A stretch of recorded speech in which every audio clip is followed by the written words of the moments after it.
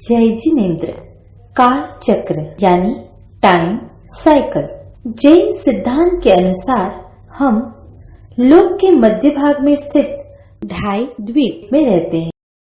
यह ढाई द्वीप में 15 कर्म भूमि है, 5 भरत क्षेत्र, 5 इर्वत क्षेत्र, 5 महाविदेह क्षेत्र।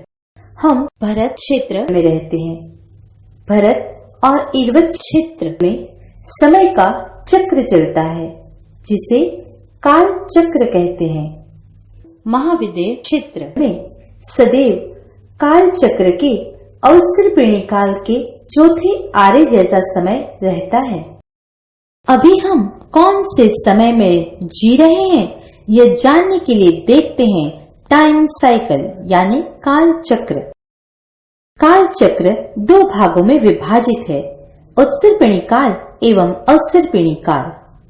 उत्सर्पिणी काल के 6 आरे और अवसर्पिणी काल के 6 आरे। उत्सर्पिणी काल का समय है 10 करोड़ा करोड़ी सागरोपम और अवसर्पिणी काल का समय है 10 करोड़ा करोड़ी सागरोपम। दोनों मिलाकर 12 आरे और 12 आरे का समय है 20 करोड़ा करोड़ी सागरोपम। उत्सर्पिणी काल यानी चढ़ता काल वर्स्ट, बेटर और बेस्ट हो जाता है। अवसर्पिणी काल यानी उतरता काल बेस्ट, बेटर और वर्स्ट। अभी हम अवसर्पिणी काल के 5वें आरे में हैं। अवसर्पिणी काल के 6 आरे की झलक, जिसे हम काल चक्र को जान सके। इसके बाद उत्सर्पिणी काल के 6 आरे शुरू होंगे, वाइस वर्सा। पहला आरा, जिसका नाम है सुसम सुसम, जहाँ हैप्पीनेस ही हैप्पीनेस है। यहाँ मनुष्य का देहमान आरे की शुरुआत में 3 गांव जितना और आरे के अंत में 2 गांव जितना। आयुष्य 3 पल्योपम और आरे के अंत में 2 पल्योपम। पसलियां यानी रिब्स 256 एवं आरे के अंत में 128। 4 करोड़ा करोड़ सागरोपम जितना होता है। यहाँ आरा अतिशय सुखमय होता है। मिट्टी का स्वाद मिश्री के समान होता है। यह युगलिक काल है। युगल ट्विंस, 1 बॉय एंड 1 गर्ल का साथ में जन्म होता है। बड़े होकर वही लोग पति पत्नी बनते हैं। आयुष्य पूरा होने में जब 6 माह बाकी रहते हैं, तब वह एक युगल को जन्म देते हैं। बच्चों की प्रतिपालना वह 49 दिन तक करते हैं। आयुष्य पूरा होने पर दोनों की साथ में मृत्यु हो जाती है।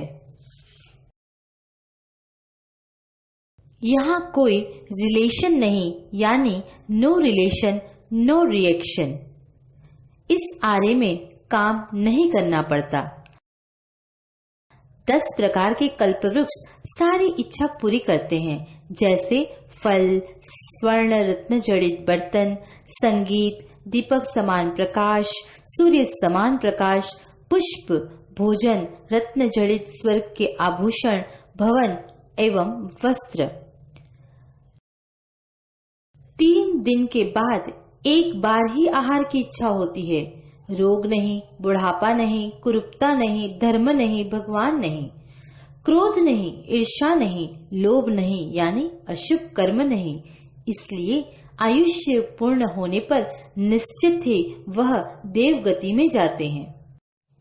दूसरा आरा, जिसका नाम है सुसम यानी हैप्पीनेस। दूसरे आरे में मनुष्य का देहमान 2 गांव जितना और आरे के अंत में 1 गांव जितना। आयुष्य 2 पल्योपम, आरे के अंत में 1 पल्योपम। पसलियां 128 और आरे के अंत में 64। 3 करोड़ा करोड़ सागरोपम जितना होता है। पहले आरे से कम लेकिन सुखमय होता है। मिट्टी का स्वाद शक्कर के समान रह जाता है। यह भी युगलिक काल है। पहले आरे की तरह युगल आयुष्य के 6 माह बाकी रहने पर युगल को जन्म देते हैं। बच्चों की प्रतिपालना 64 दिन तक करते हैं। पहले आरे की तरह कल्प वृक्ष 10 प्रकार की इच्छा पूरी करते हैं। 2 दिन के बाद एक बार ही आहार की इच्छा होती है।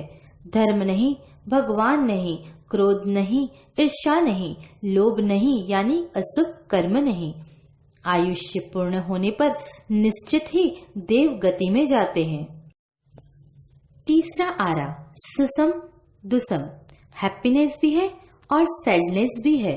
तीसरी आरे में देहमान एक गांव जितना, आरे के अंत में 500 धनुष्य जितना, आयुष्य एक पल्योपम और आरे के अंत में 1 करोड़ पूर्व, पसलियां 64 और आरे के अंत में 32 जितनी,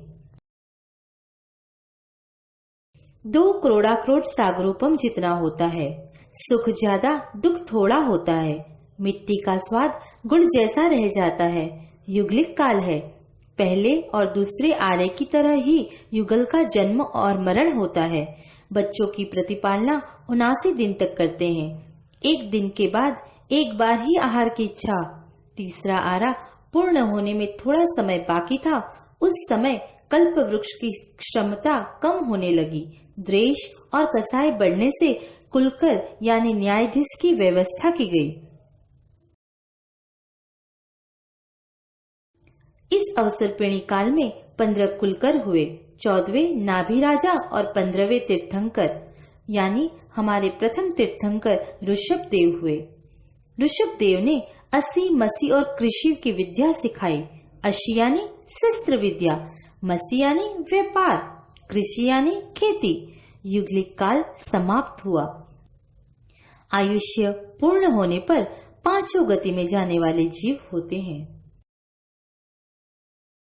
चौथा आरा दुसम सुसम यानी सैडनेस ज्यादा और हैप्पीनेस कम। चौथे आरे में मनुष्य का देहमान आरे की शुरुआत में 500 धनुष जितना और आरे के अंत में 7 हाथ जितना। आयुष्य आरे की शुरुआत में 1 करोड़ पूर्व का और आरे के अंत में 100 वर्ष ज्यादा से ज्यादा। पसलियां 32 और आरे के अंत में 16। 1 करोड़ सागरोपम में 42,000 वर्ष जितना कम होता है। दुख ज्यादा सुख कम होता है। इस आरे की शुरुआत में जमीन का रस अच्छा पर अंत तक कम हो जाता है। आहार की इच्छा दिन में 1 बार होती है।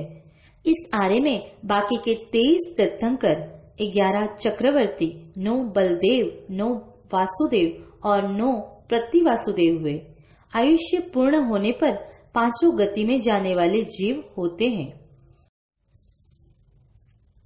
पंचम आरा यानी दुसम सैडनेस। यहाँ हर एक व्यक्ति को कुछ न कुछ दुख होता है। पंचम आरे में देहमान आरे की शुरुआत में 7 हाथ जितना, आरे के अंत में 2 हाथ का। आयुष्य 100 वर्ष ज्यादा से ज्यादा और आरे के अंत में 20 साल का। पसलियां 16 और आरे के अंत में 8। यह आरा 21,000 वर्ष तक चलता है।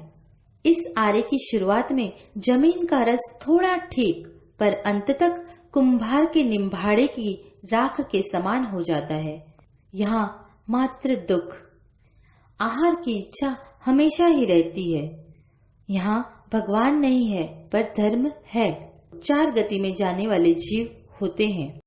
5वां आरा पूरा होने पर 10 प्रकार की बारिश होगी जिसमें सब कुछ विनाश हो जाएगा। मात्र 5 स्थानक ही बचेंगे। पहला गंगा नदी, दूसरा सिंधु नदी, तीसरी लवण की खाड़ी, चौथी ऋषभकुट पर्वत और 5वां वैताढ़्य पर्वत। गंगा और सिंधु नदी में बहुत कम पानी रहेगा और 4 चीजों का विनाश होगा। प्रथम जैन धर्म, दूसरा मिथ्यात्वी का धर्म, तीसरा राजनीति और चौथा बादर अग्नि। छठा आरा दुसम दुसम यानी दुख ही दुख, सैडनेस ही सैडनेस। छठे आरे में मनुष्य का देहमान आरे की शुरुआत में 2 हाथ जितना और आरे के अंत में 1 हाथ जितना। छठे आरे में मनुष्य का आयुष्य आरे की शुरुआत में 20 वर्ष और आरे के अंत में 16 वर्ष। पसलियां 8 और आरे के अंत में 4। छठे आरे का समय 21,000 वर्ष। इस आरे में भयंकर दुख, जमीन का रस राख के समान यानी छाई जैसा। 6 वर्ष की स्त्री गर्भ धारण करेगी और वह ऐसे बच्चे को जन्मेगी जिसे कुरूप, काले और रोगी हो, नाखून और केस बड़े बड़े। गंगा और सिंधु में अल्प पानी रहेगा। लोग बिल में रहेंगे, सिर्फ मांसाहार करेंगे। भीषण गर्मी और भीषण ठंड होगी। मनुष्य मच्छी नदी से निकाल के रेत में सेक के खाएंगे। नरक और तिर्यंज गति में जाने वाले जीव होते हैं। जो मनुष्य धर्म रहित होगा उसे इस आरे में जन्म लेना पड़ेगा। दीवानों प्रिय, अभी हमने काल चक्र की हर एक आरे का वर्णन सुना। एक काल चक्र में धर्म का काल मात्र अल्प समय का है। हमें ईगो, जेलसी, एंगर को कम करके दान, धर्म, तप, त्याग वगैरह करके पुण्य कमाना चाहिए। परमात्मा ने कहा, समय मात्र भी प्रमाद करने जैसा नहीं है। प्रमाद से मुक्ति ही परिभ्रमण से मुक्ति। जय जिनेंद्र।